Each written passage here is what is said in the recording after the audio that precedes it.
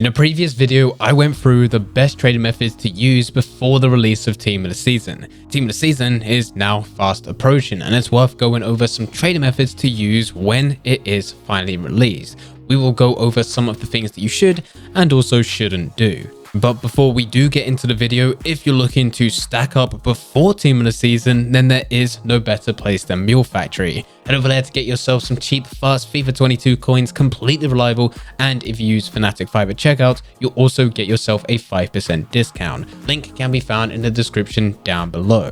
Getting back into the video, with Team of the Season, we normally get our last major market crash of the year.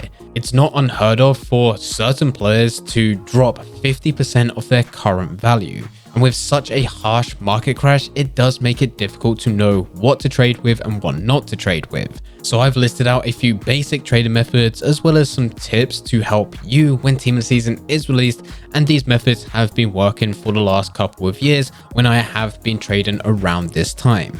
So the first one is one of the easiest ones, and this is really just going onto the transfer market and bidding. And yes, I know, crazy suggestion. The reason that you do want to do this, especially when the community Team of the Season is first released, that is when there is the most hype. So many people have saved their packs for weeks, months, and some are even going to put on real money to buy FIFA points and use those FIFA points to buy packs. This leads to loads of people looking to open packs and get Team of the Season players, but for most of them, they will only get rare gold players. Those rare gold players, instead of just storing them to the club or quick selling, for a lot of people, they want to maximize the most amount of coins, so they list them on the transfer market. The issue is not that many people are looking to buy during that current moment. So as a trader, you can actually take the time out of not opening packs, but look onto the transfer market and place bids on different types of players that you will come across. It really helps if you do go a few pages in, so you have some time to quickly add that player to your watch list, back out to the transfer market search and search for that player's name. That way you can find their lowest buy now. Most people make the mistake of looking to sites such as Footbin to find player prices. And yes, this works for 90% of the year, but when Team of the Season is first released and we do all of a sudden hit that massive market crash, it can't keep up. A player will start at 100k and all of a sudden will be down to around 50 to 60k. And it doesn't just randomly drop. This is where different players manage to pack a certain player and then list them onto the transfer market, with each one undercutting the cheapest, and gradually it does go down. But this happens so quick that databases just cannot show you the accurate information when it's happening. It's better for you to back out, quickly search that player by name, and then make a decision of whether or not it's worth placing a bid on. With this, because player prices are dropping, you do need to undercut. If you don't undercut, you're still going to be holding onto that player an hour later, and the chances are you've probably lost coins despite it being a very good deal when you first put a bid in. So you want to make sure that you're undercutting by a few thousand coins so that you're able to sell that player within the first hour.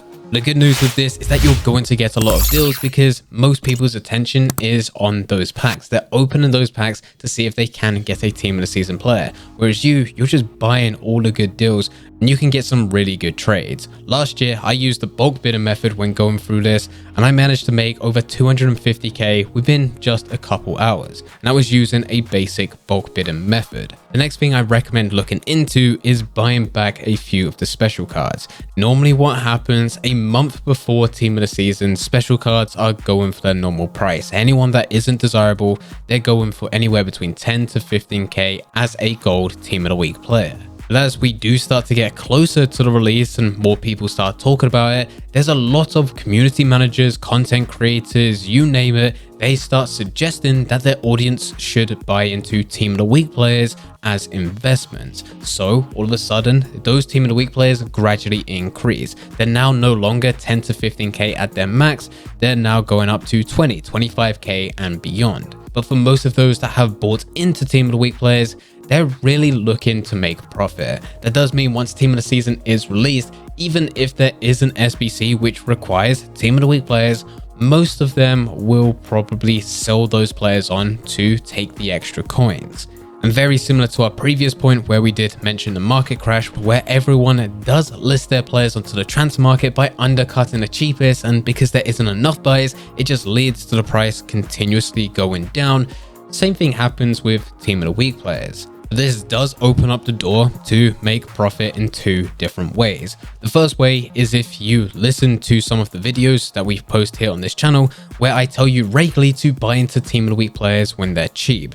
I've been doing this for a very long time, and hopefully if you have been buying those Team of the Week players, you should have quite a few within your club, and it does mean that you can sell those players now. They're at a very high point at the time of recording this video, so you can sell them and claim the profit from those investments. Once Team of the Season has finally been released and we get the first team, that is where a lot of people will sell off their Team of the Week players, and that will force the price down. And this is where you can go and make profit for a second time if you look and buy the correct players.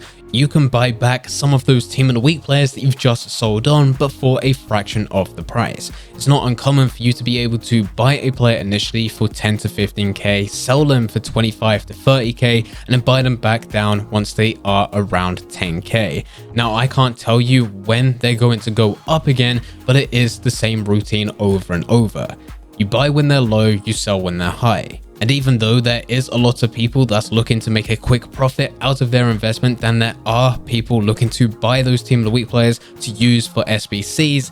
That will all of a sudden change, especially once we start getting to some of the bigger and even the ultimate Team of the Season towards the end. Now, these are two of the main methods that I use every single year, and they always seem to be working. It's nothing too special, it's just being smart with the cycle of Team of the Week players. As different players start to invest, they quickly sell off and then buy them back, and also looking at any type of rare gold player, because you're able to bid on them with next to no competition, as most are looking to open packs. And even if you didn't look at expensive rare gold players, you can just take a very simple bulk bidding method, very similar to what we did last year, where I did look at Bruno. Bruno was selling for around 1,500 to 2,000 coins, and I was able to get him at his minimum. I would max out my watch list, bid on 50, and they would all be expiring within just 2 minutes. And I would get pretty much every single one of them. The max that I got outbidded on